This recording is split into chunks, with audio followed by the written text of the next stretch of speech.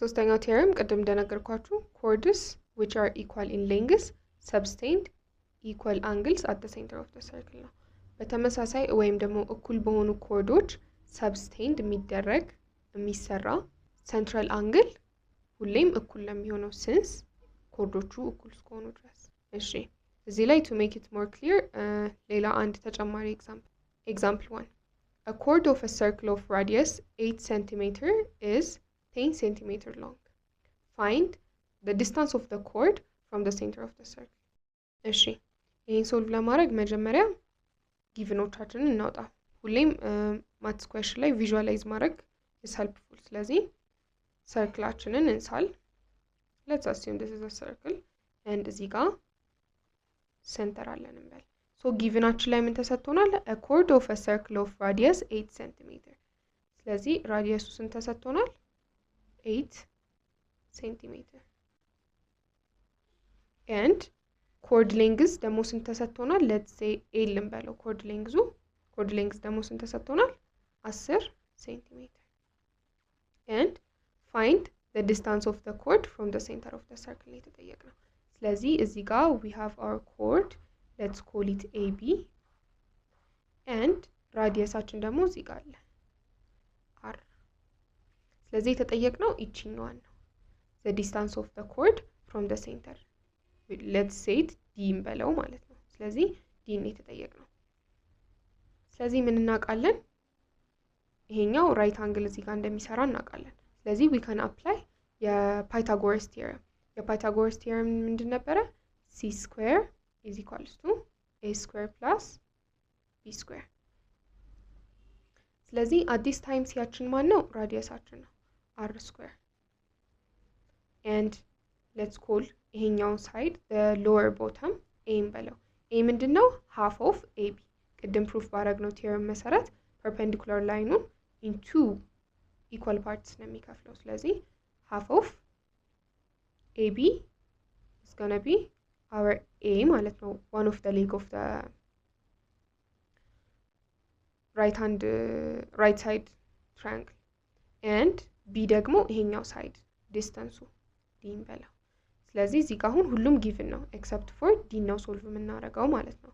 ስለዚህ radius square is 10 square is equals to AB ስንት ነው? AB ማለት የኮርዱ the entire ርዝመት sorry ይሄኛው 10 ሳይሆን it's 8 አይደለ?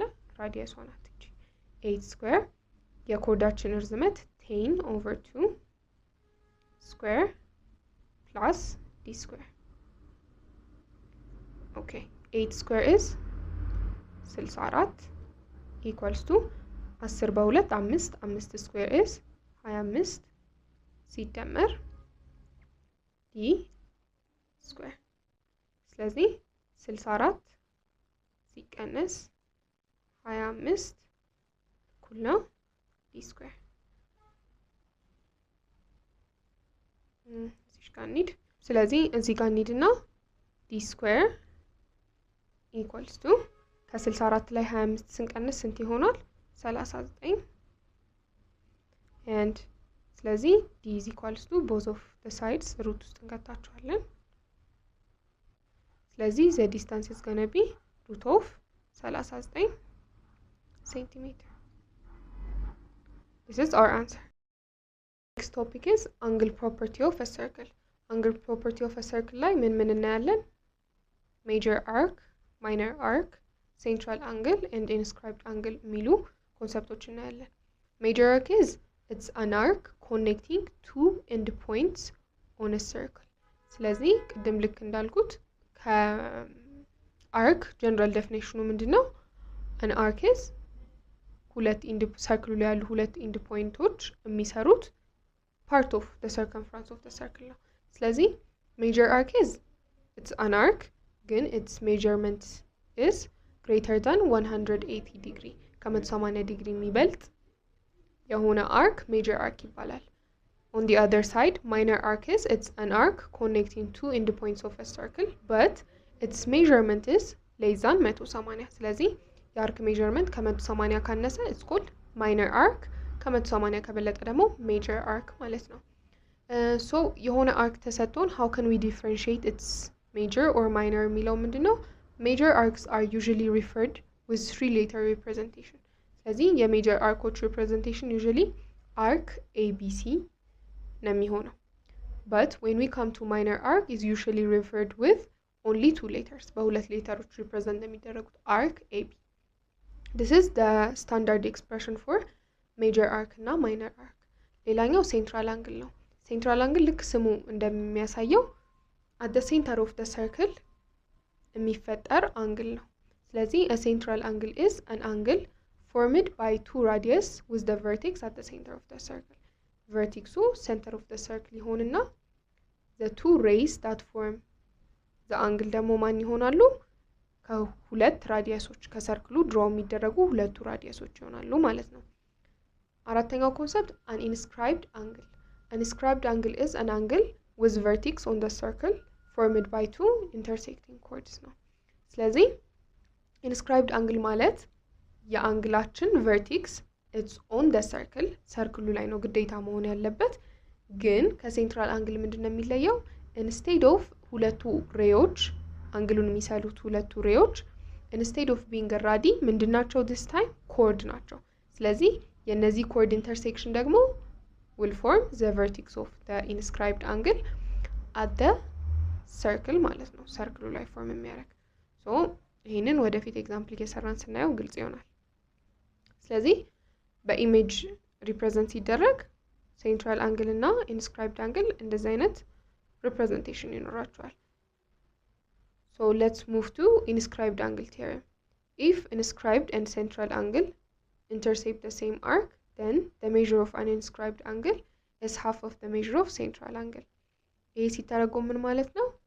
አንድ ሴንትራል አንግል እና ሌላ ደግሞ ኢንስክራይብድ አንግል ሰብቴንድ የሚደረጉት ወይም ደግሞ ያንን እነዚህን ሁለት አንግሎችን ድሮ ለማድረግ የተጠቀምነው ሴም አርክ ከሆነ then የኢንስክራይብድ አንግሉ ሜዠርመንት is የሴንትራል አንግሉን ግማሽ ነው ማለት ነው። በኢሜጅ ሪፕሬዘንት ሲደረግ እዚህ ጋር ባለው ኢሜጅ ማየት እንችላለን። ስለዚህ the measurement of angle theta is 1/2 of the measurement of angle alpha. እሺ ሌላኛው አሁን ያየነው በሴንትራል አንግል እና በኢንስክራይብድ አንግል መካከል ያለውን ሪሌሽንሺፕ ነው። what about ሁለት ኢንስክራይብድ አንግሎች ቢሰጡ? so the rule here is inscribed angles subtended by the same arc have the same measurements. ስለዚህ ሁለት የተለያዩ inscribed angle ተሰጥተውን ነገር ግን እነዚህን inscribed አንግሎች ፎርም ለማድረግ የተጠቀምንበት subtending arc ተመሳሳይ ከሆነ then their measurement is going to be the same. ኢሜጁ ላይ እንዳለው we are given with እዚህ ጋር አሁን ሁለት inscribed angles አሉን። ለምሳሌ የመጀመሪያው አንግል CAB እና አንግል CDB ናቸው። ስለዚህ ሁለቱ አንግሎች even if they are different inscribed angles ግን both of them are drawn in arc CB ላይ ነው ሁለቱም የተሳሉት። ስለዚህ they have the same measurement. ሁለቱ አንግሎች አንግል ቤታ እና አንግል ጋማ they have the same measurement. ሌላው ሶስተኛ አንግላችን ደግሞ እዚህ ጋር ማን አለ? CEB አለ። ስለዚህ አንግል CEB ደግሞ እንዴት ነው የሚሆነው? ሴንትራል አንግል ነው ወይም አልፋ የተባለው እዚህ ኢሜጁ ላይ ማለት ነው። ስለዚህ የዚህ አንግል ሜዠርመንት የሁለቱ twice ነው የሚሆነው። ለምን? ይሄም ሴንትራል አንግል is drawn on arc CB ላይ ስለሆነ። ስለዚህ the general formula is going to be measure of angle gamma is equals to measure of angle theta equals to half of angle alpha ይሆናል። This is the relation between inscribed angle and central angle. እሺ the other theorem is an angle inscribed in a semicircle is right angle. ይሄ it's very clear. አሁን እዚህ ጋር ያለውን ኢሜጅ ብንመለከት we are given እዚህ ጋር ኮርዳችን AC እና ኮርድ CB ተሰጥተውናል። they intersect at a point C. ስለዚህ ይሄንን ኢንስክራይብ አንግል ሰብቴንድ ያደረገው አርክ AB ነው። አርክ AB ደግሞ is a semicircle. semicircle ማለት የአንድ ሰርክል exactly half is called semicircle. አንድ አራተኛው ደግሞ quarter of a circle ይባላል። ስለዚህ ልክ ቅድም እንዳልኩት the measurement of angle ACB is 90 degree. ለምን ምን ጊዜ ሰብቴንድ የሚያደርገውን አርክ half ወይም ደግሞ subtend የሚያደርገውን central angle half ስለሆነ at this time central angleአችን is a straight line which is በአርክ AB ፎርም የሚደረገው central angle ማን ነው AOB ነው ስለዚህ the measurement of AOB which is a straight line is 180 ስለዚህ ምን ጊዜም inscribed angleአችን half of the central angle ስለሚሆን half of 180 degree ደግሞ it's going to be 90 degree ስለዚህ an angle inscribed in a semicircle is always right angle የሚለውን theorem proof ያደርግልናል እሺ to make it more clear እስካሁን ያየነው exercise እንስራ እሺ our example is O is the center of a circle find the measurements of x and y ነው and this image is given የተሰጠን image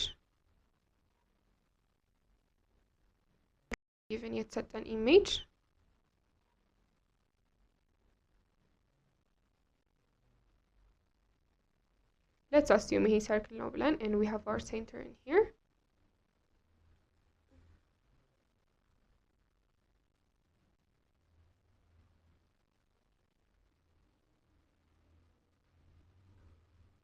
let's assume the center is O this one is W U V and እዚህ ጋር አሁን እንደምናየው ስንት አንግሎች አሉ ሶስት inscribed angles አሉ which is angle W inscribed angles አሁን እዚህ ጋር ሊስት አድርጉ ብንባል inscribed angles are ማን አሉ angle W angle U and angle V እነዚህ inscribed angleዎቻችን ናቸው and angle W form የተደረገበት ወይም ደግሞ subtend የሚያደርገው arc ይሄ ነው አይደለ it's subtended in arc UV